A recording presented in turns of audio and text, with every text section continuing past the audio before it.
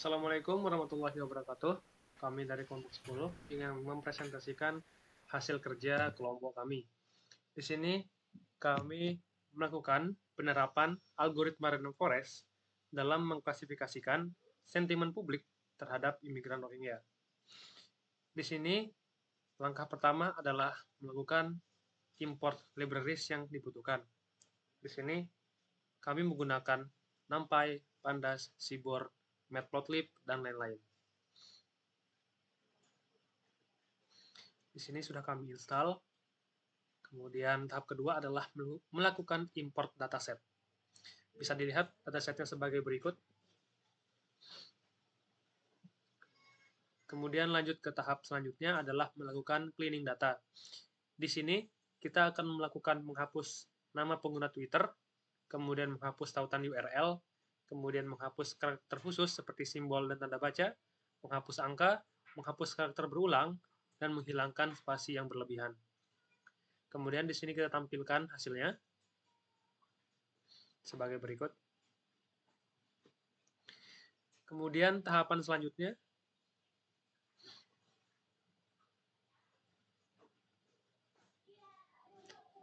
adalah melakukan pre-processing, yang dimana di sini kita akan melakukan case folding, menghilangkan punktuasi, menghilangkan angka, menerapkan stop words, kemudian menghilangkan kalimat-kalimat langka, dan melakukan lematisasi. Kemudian di sini kita akan menampilkan hasilnya yang sebagai berikut.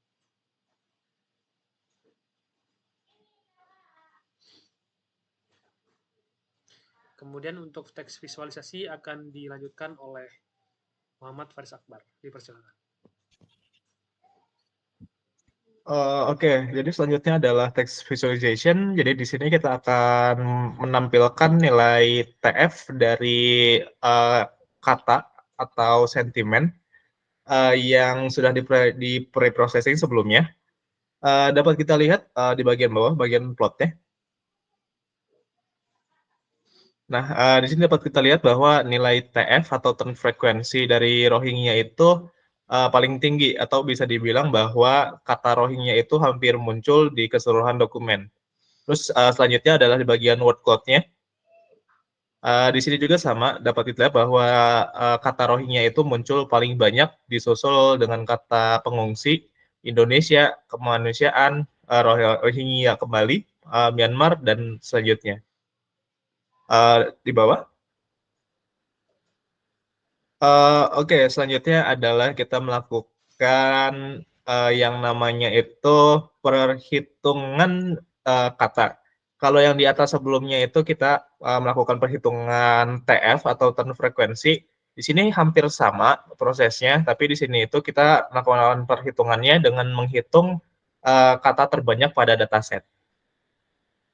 Bagian plotnya. Di sini dapat kita lihat bahwa untuk kata Rohingya itu muncul sebanyak 1.682 kali, disusul oleh kata pengungsi sebanyak 250 kali, kata HAM sebanyak 228 kali, imigran, dan Myanmar. Selanjutnya adalah proses translate atau translasi. Jadi di proses translasi ini kita akan mentranslate sentimen yang awalnya itu berbahasa Indonesia menjadi bahasa Inggris. Apabila kita melihat bahwa di sini ada tulisan error translating text non-type object is not iterable, ini itu kemungkinan karena sentimen yang ada itu terlalu panjang sehingga ketika diproses oleh function translasinya itu menjadi out of index atau kelebihan beban. Bagian bawahnya. Oke, di sini setelah kita melakukan translasi, kita akan menyimpan hasil translasinya itu ke dalam file CSV dengan nama Rohingya Sentiment Translasi.csv. Selanjutnya kita akan melakukan pre-processing, yaitu menghapus nilai null atau nilai none yang ada di hasil translasi teks tersebut. Di sini kita bisa melihat hasilnya dari full text menjadi teks Inggris yang tadi sudah ditranslasi, dan nilai nolnya juga sudah hilang. Bagian bawah. Oke, selanjutnya kita akan melihat nilai polarity score dari sentimen yang sudah ditranslasi tersebut. Jadi nilai probability score itu sendiri adalah nilai yang menentukan apakah sentimen tersebut bernilai positif atau negatif. Apabila kita melihat contoh di sentimen pertama yang tulisannya itu nggak tahu ya di tempat nggak rohingya korban gara-gara titik-titik-titik. Di sini kita bisa melihat bahwa nilai polarity score-nya itu adalah minus 0,09. Karena dia bernilai minus, maka kita bisa menyimpulkan bahwa nilai sentimen tersebut adalah negatif. Selanjutnya. Oke, selanjutnya di sini kita akan melihat nilai dan jumlah dari setiap sentimen. Di sini kita bisa melihat bahwa jumlah dari sentimen positif itu ada sebanyak 779, di mana kita melihatnya itu dari nilai probability score-nya itu bernilai 0 atau lebih dari 0, atau yang tadi saya jelaskan itu bernilai positif. Dan yang kedua adalah jumlah skor sentimen negatifnya itu ada 799. Selanjutnya di sini kita akan melakukan visualisasi untuk melihat pembagian dari distribusi sentimennya, seperti yang di atas tadi. Di sini kita bisa melihat bahwa nilai sentimen positifnya itu ada sebanyak 779, dan nilai sentimen negatifnya itu ada sebanyak 797. Selanjutnya adalah labeling.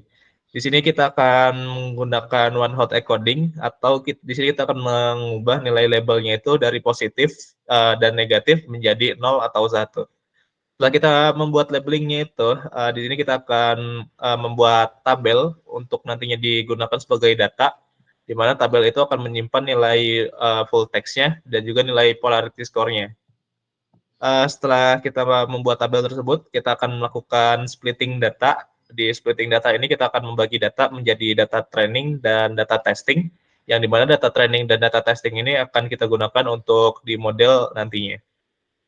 Kemudian di bagian selanjutnya, di sini kita akan menampilkan jumlah sampel kelas 0 pada data training, di mana di sini bisa kita lihat bahwa data sampel pada kelas training untuk kelas 0 itu ada sebanyak 575, untuk jumlah sampel kelas 1 pada data training itu ada 607, dan seterusnya.